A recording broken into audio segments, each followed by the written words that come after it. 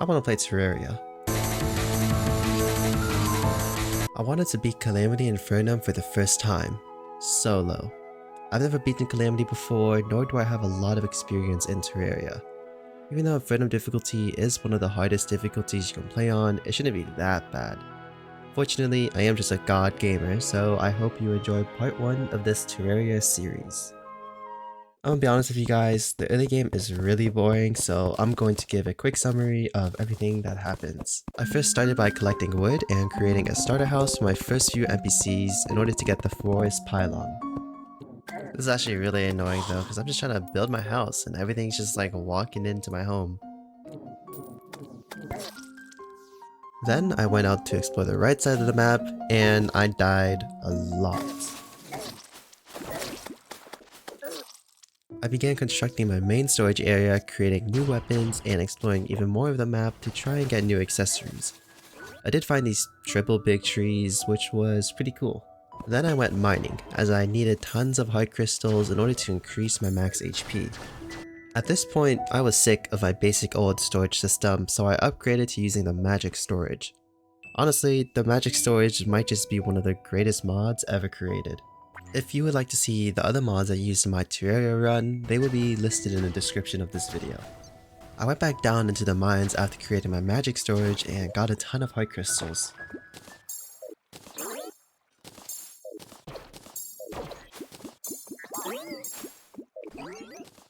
Oh, and a magic mirror.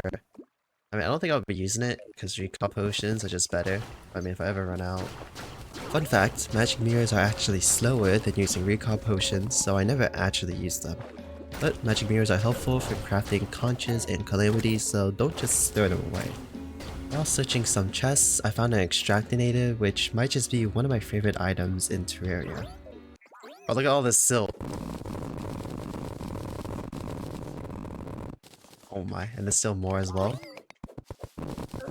Bro, that was like, the sound is just so nice. I went down to the corruption to pop some balls and got some very okay weapons. Honestly, it was all pretty pointless because I was going to get the mini shark anyways, which is a very strong early game weapon. And then finally, a slime rain started to happen. Oh, slime rain. I don't know if I'm ready to kill King Slime, but might as well try, at least. Honestly, at my stage of the game, it was very slow work, and when I was trying to craft items for my magic storage, the slimes would literally jump into my storage area, which was very annoying. However, I did eventually spawn King Slime after a very long slime rain, and here is how my first boss fight went. Oh, finally! Quick buff. I'm doing a lot of damage to King Slime though, which is good. He also does a lot to me though, that's an issue. I mean, he's just... Is he bugged? I mean, I'll take it. Like, uh oh. Yeah, he just... Oh, now he's moving? Oh, what kind of boss fight is this? He just stands there. Oh, he's back to moving. Okay. Yeah, I really need an arena for that guy. Not having an arena really messed me up here, but it was a good attempt anyways. A goblin army did spawn before I could create my arena. Honestly, I didn't want to deal with the event after dying to King Slime, but this would help me a lot as I would be able to find a goblin tinkerer later. And now the goblin army is here. Let's go. I love Terraria. I did create a massive arena using a mod so that I would be better prepared for the next time I had to fight King Slime. I also knew I had to get way stronger, so I went up to the islands in the sky to mine all of their ores and to collect whatever loot that they had up there. I did get ganged up a couple of times by a bunch of harpies though, which made it very difficult. Why are there so many harpies? I did eventually die, but I already got a ton more random loot from exploring the islands. At this point, I decided it was time to fight King Slime again. See how it goes. Now, this should be fine. Oh, my ammo! Okay, never mind. Maybe this won't be so fine. The boss also went under my asphalt platform, which was very annoying, as I couldn't actually shoot through it. Honestly, the entire fight was sort of messy, and all of the new attacks that King Slime had made it much more difficult. Okay, this arena is just so tall, right? I just don't have anything that allows me to reach up. If I had wings, I'd probably be able to do it. But I think my next goal is going to be to go on the ground and try and find the Goblin Tinkerer. Finding the Goblin Tinkerer didn't go so hot as there was another blood moon that had spawned. Found a goblin somewhere. Oh! Goblin Tinkerer! Okay. It's a little funny going back while I'm editing this, and you can just hear how tired I am of Terraria with all the events just piling up on top of each other. I might just sit here and just go AFK, because I am not going to be dealing with this right now. I do love Terraria, but the early game really is just not enjoyable. But once the Blood Moon finally ended, I believe I had prepped enough for another battle with King Slime. I had my pots ready, max HP, and I actually had ammo this time.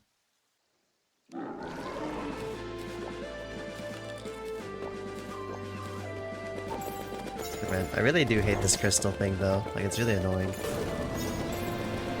Because I gotta like watch Crystal and King Slime at the same time. So I feel like this Asphalt Road or whatever it's called, I don't know what it's called. It's kind of strong, especially at this stage of the game.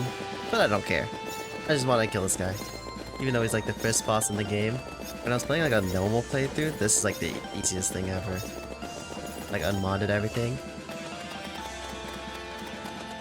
Is this second fate? Okay. Boss down, finally.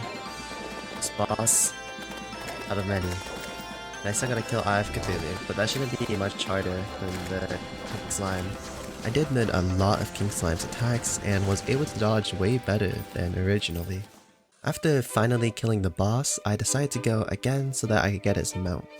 Fighting King Slime now felt way easier to do. I placed down the trophies on the trophy mount. I do plan in the future to building something dedicated to all of my trophies so that I can look at it all pretty when they're together. I was feeling a little confident after killing all the King Slime, so I believe that I was ready to fight the Eye of Cthulhu. From here on out, I focus a lot more during the fights, so I don't really talk a lot, as the bosses are very hard on Infernum difficulty. If I talk while I'm actually fighting the boss, I would probably just get hit a ton and die, but the boss fight was going relatively well.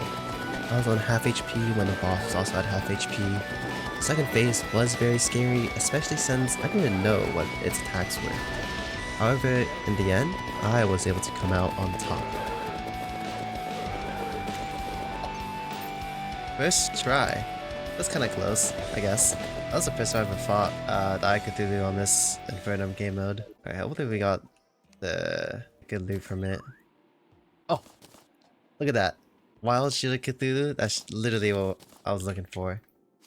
Oh, now I can dash. After killing the Eye of Cthulhu, I decided to take care of some chill tasks that I've been putting off for a while. Okay, I think the next thing I'm just gonna focus on is building a pylon system so that I don't have to walk all the way to the jungle or whatever whenever I want to go mining. That'll just save me like so much time in the long run. I'm gonna just start building that now before I do anything else. I went straight over to the jungle where I began constructing more NPC houses for a brand new jungle pylon, as the jungle was where I spent the most amount of time exploring and mining. Then I went to the opposite side of the map to get the ice pylon. For some reason, I struggled way more to get the pylon as the NPCs just weren't giving it to me. I'm not sure if they just weren't happy enough, but it took way more effort to get. I ended up building a third house so that another NPC could come live in the snow, so that I'd finally be able to receive my ice pylon. I also murdered this Piki. Even though everything I've done was finished in a span of like 1 minute, it took more like an hour to do actually everything. So I felt like taking on another boss, but this time it would be the Desert Scourge. I constructed an arena using an Insta platform mod and a few hand-placed ones, and then I began the boss fight.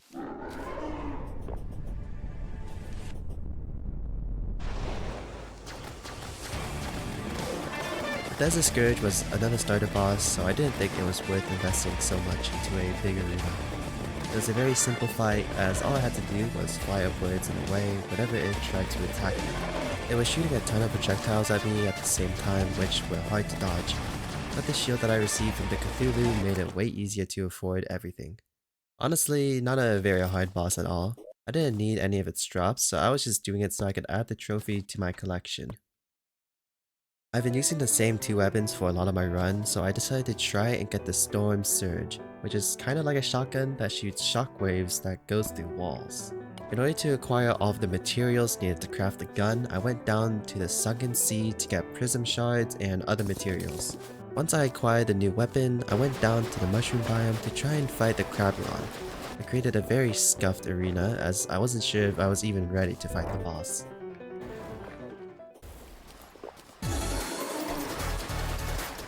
I would just say that a bigger arena would have definitely helped a ton here, as I died very quickly.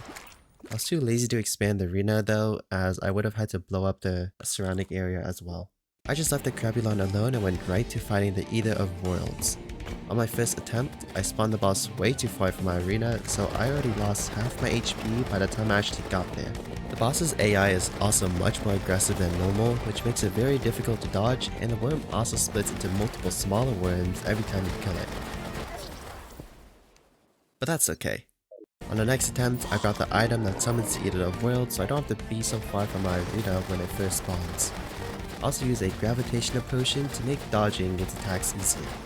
I'm also not entirely sure if fighting the boss so high in the sky makes it actually enrage and become harder.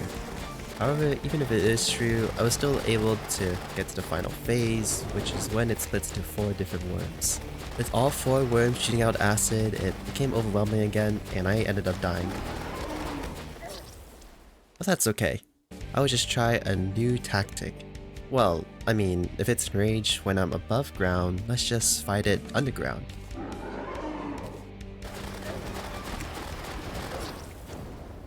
Yeah, I'm not doing that again. But that's okay. I will try something else this time. I created a larger arena to fight the Eater of Worlds, fought it again, and died. But that's okay. With enough attempts, I will win eventually, so I tried the gravitational potion again. But that's okay. These new flaming bullets and my newfound skill in not getting hit by every single attack will surely bring me to victory.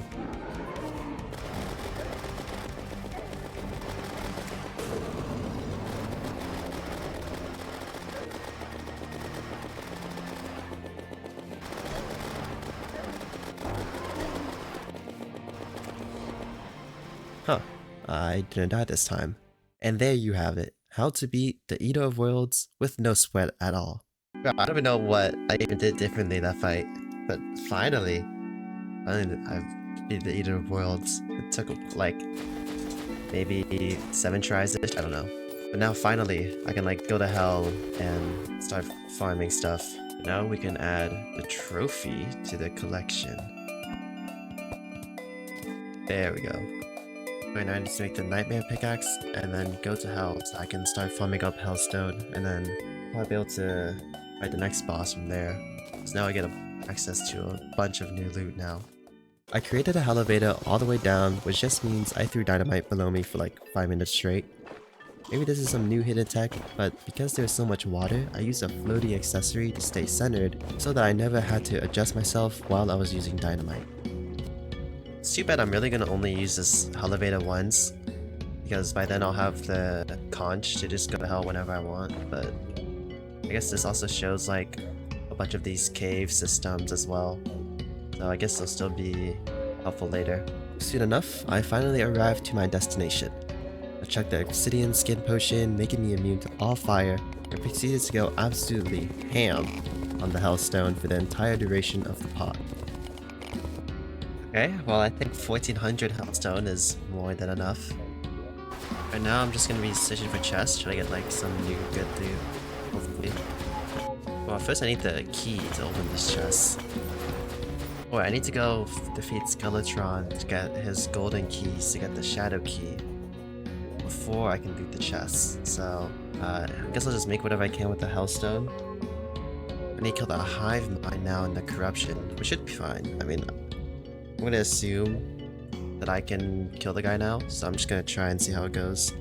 I went to the corruption to kill the hive tumor with the sword that sounds very awesome, but there was still the issue of spawning the boss so far away from my arena.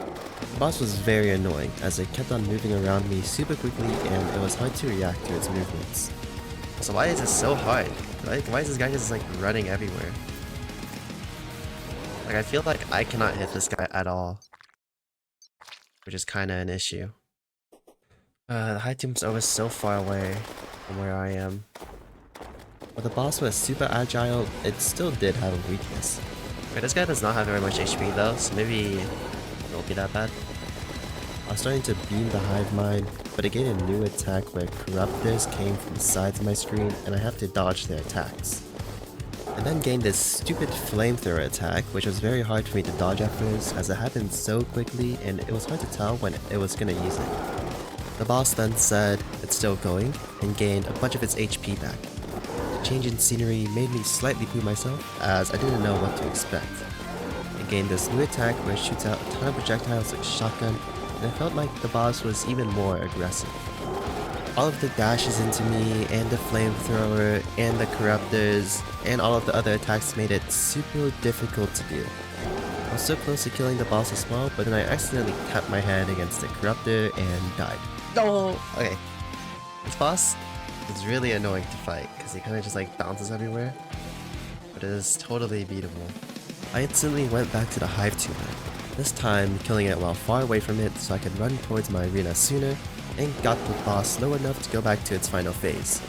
At this point, even though I've only fought the boss a couple of times, I was able to learn its attacks and got used to dodging the corruptors and flamethrower. I defeated the boss only after a couple of attempts. There we go. Hive mind defeated. Wasn't that bad.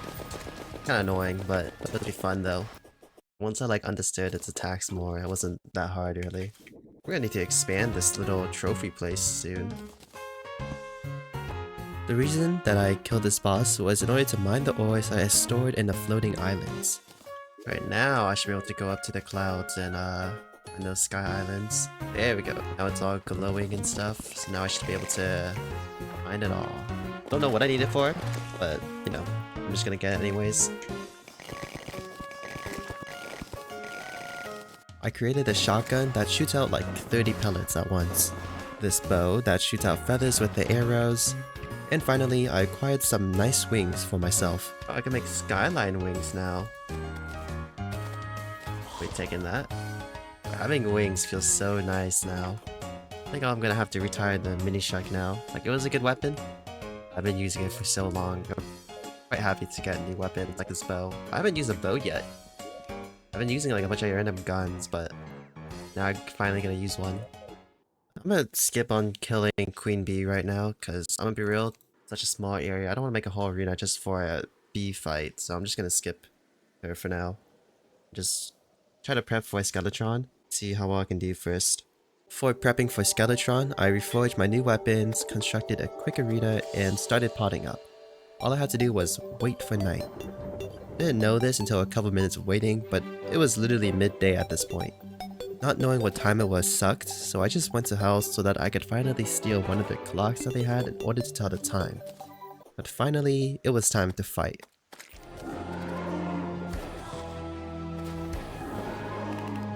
I didn't feel like my weapons were doing a ton of damage, and Skeletron shoots out so many projectiles as well.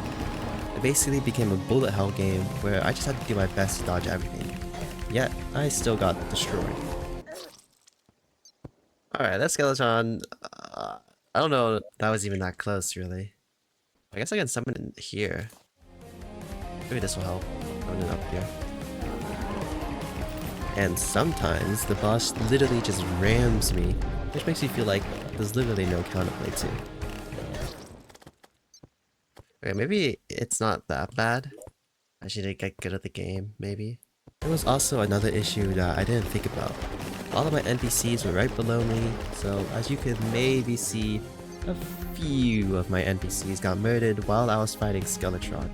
So I don't think this is really possible for me right now.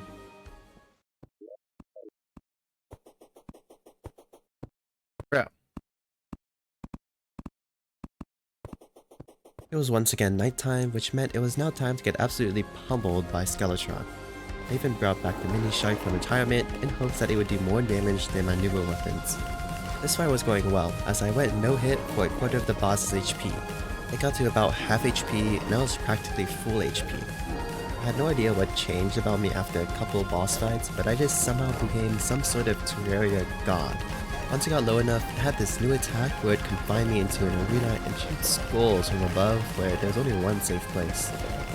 Honestly, it made the fight easier as it stood still during this animation and it wasn't very hard to dodge. With a couple more good dodges and a couple more worthy sacrifices, I was finally able to kill Skeletron.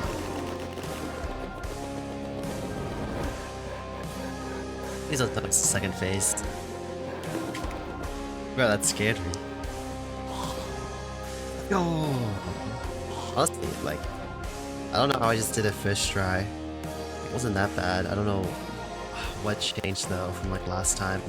I'm just like the GOAT at this game. From the boss, I got this undead scroll. What? Grants immunity to most deep? This is a crazy scroll. Okay, I need to make more room eventually. For these relics. There we go. I filled up the entire row of them. The only issue is that all of my NPCs keep on dying. That's fine. Okay, now I can go into the dungeon and like maybe get new accessories or whatever it has to offer. I have no idea what I'm gonna be getting from there, but that'll be good stuff to get in the dungeon anyways. Oh, and I can finally open the chest in hell with the keys. Okay. Yeah, that's gonna be the next thing I do. I went down into the dungeon to find a mechanic and found the cobalt shield for my first chest. Oh, cobalt shield on my first chest open. And a tally mark, that's pretty good. I don't know if it's actually that good of an accessory, but a lot of people say that the upgraded version, being the Ankh shield, is very powerful. I continued to kill a bunch of skeletons and other enemies until I quickly found what I was looking for. Another cobalt shield, shadow cookie! Alright, I think that's really all I needed from here. I also saved this cute little slime from a chest. Oh, that's slime. After my little dungeon run, I went back down into hell to start unlocking all of the chests that I left behind originally. Unfortunately, all of the chests didn't really have good loot, as it was a bunch of vanilla weapons that I wasn't really interested in using. It's okay though, because at least it gets me money. Alright, let's try and head to the abyss now. I should have some stuff I can use to make it less, like, scary, because the abyss is very... I'm just gonna go down there and loot everything and then just instantly leave, so... I'm gonna try and make the rogue armor, the sulphurous armor, in order to explore a little bit easier, because it gives you tons of movement speed while you're in water, and I feel like that'd just be super helpful. The abyss is this place on the left side of the map, and I do not understand it at all. It's basically some deep ocean place that's also very dark and scary. It takes a lot of prep in order to even survive down there, and I don't really like going down there at all. It was very easy to make the armor, as all I needed was this specific type of wood, and just like that, I had everything I needed to go down into the abyss. Unfortunately, I never really discovered anything of value, no matter how many times I went down there.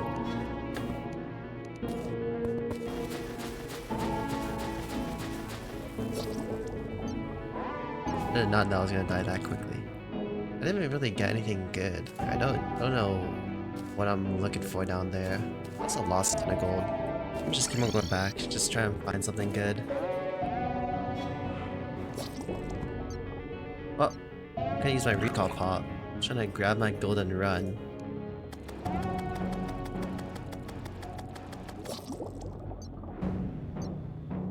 Yeah, I have no idea what's in the abyss. I don't think I'm gonna be going down there. At this point, I was getting sick of the abyss, so I set my plans on finding the next boss. I'm gonna start getting ready for the slime god this time. I created a new set of armor called Necro Armor, and just like that, I was basically ready to fight the slime gods. I don't think I'll be able to kill it right now, I just want to do this as like a bit of a test. In this fight, there's a purple slime boss and a red slime boss, and they basically shoot some projectiles, some smaller versions of themselves to attack me, and then basically just slap me with the big slime meat. However, that's just the first phase, which is pretty easy. There's this little orb always floating around, which becomes another part of the boss that is a combination of the two slime gods. Honestly, the second phase wasn't very special. It basically just shoots out a bunch of balls in different patterns, and I was able to beat it first try. Oh. I mean, fish right the boss. I'll take it. It dropped the electrolyte gel pack, which was pretty nice. Oh, permanently increases adrenaline mode and damage reduction by 5.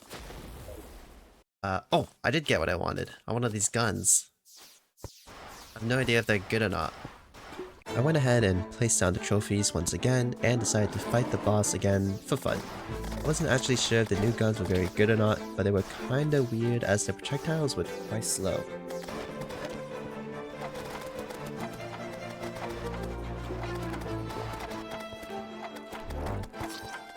I didn't know this at the time, but there was also some weird ticking down, and I basically just instant died when the boss only had a couple hundred HP left. I thought I just played the fight poorly, but it was sorta whatever, as I already killed the boss anyways. I did fight them again for some reason, but this time I was finally able to get my revenge. I got this really weird weapon which did like 0 damage for some reason, I don't know how it works, and tested around with a bunch of other weapons as well. And just like that, that's the end of the video. Thank you guys for watching, and especially if you watched the entire video. I do plan on switching up my class for the next video, but I'm not sure which class I want to try out next. But Koi, your next fight is the Wall of Flesh, and it'd be really sad if you didn't get to hard mode. It would be extremely unsatisfying. Well, you know what would also be unsatisfying? If this video just randomly ended.